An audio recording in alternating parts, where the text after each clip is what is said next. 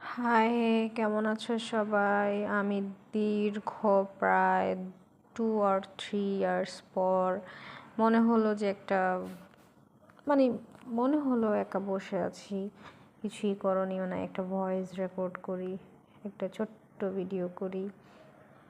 এটা হচ্ছে চেন্নাইতে আছি আমি বর্তমানে। এটা হচ্ছে চেন্নাইয়ের একটা রাস্তা, আমি যেখানে অবস্থান করছি। আমার যেটা হাউস, এই হাউস থেকে ভিউটা খুবই সুন্দর। আমার বাসাটা মাশাআল্লাহ অনেক সুন্দর একটা প্লেসে।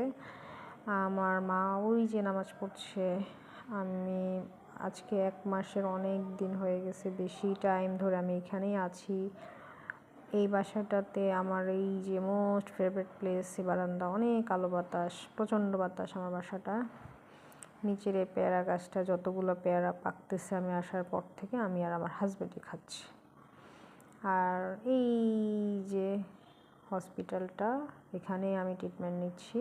এটা ওয়াকিং ডিস্টেন্সে আছে আমার হাউস থেকে।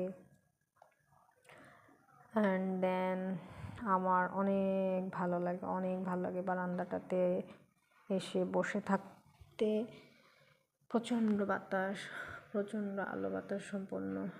আর ছোট ছোট কী বলবো এটাকে, এই গাছগুলোতে অনেক মানে আমাদের দেশের কী বলে এটাকে, জংলা ফলের মতো অনেক ফল ধরে। এগুলো অনেক মিষ্টি, অনেক সুইট একটা বেরি টাইপের। তো আমার হাজব্যান্ড, আমি পাগল হয়ে যাব দেখে, আমাকে খেতে দেয় না, বাট তারপরও আমি খাই। অনেক নাইস ফ্লেভার। এই প্লেগ্রাউন্ডটাতে রাতভর অনেক লোকজন খেলাধুলা করে, খুব ভালো লাগে। বৃষ্টি দেখে আমরা আজকে এই দেশের থেকেই গরুর মাংস কেনা হয়েছে ফার্স্ট টাইম। মাংসটা একটু টেস্ট না, গরুর মাংসটা বিশেষ করে মানে ছোবা ছোবা, ছ্যাঁকড়া ছ্যাঁকড়া টাইপ। আমাদের দেশের মতো সফটনেসটা কম, মানে থাকে না একটা জিনিস, বাইন্ডিংসটা খুব কম পাওয়া যায় আর কি গরুর মাংসের, ওই জিনিসটা। আর হচ্ছে এই যে চিকেনের কালারটা এরকম আসলো কেন বুঝলাম না, বাট খুব লাল টকটকাই ছিল।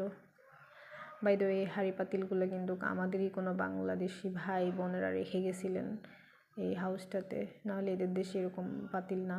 এই যে খিচুড়ি, চিকেন রান্না করতেছি বৃষ্টি উপলক্ষে, গিয়ে বাজার করে নিয়ে আসছি। বৃষ্টি দেখে অনেক দিনে আসার পর আসলে অনেক কিছুর মধ্যে দিয়ে যাচ্ছি, ট্রিটমেন্ট, অপারেশন, ওটি কিছুই খেতে পারি নাই। আজকে খুব মন চাইলো যে খিচুড়ি খাই, একটু রান্না করি। দেন আমার মা, আমি এই যে রান্না করেছি। আর এই যে দেখেন প্লেগ্রাউন্ডে রাতের বেলা, এখন এখানে মধ্যবয়সী হতে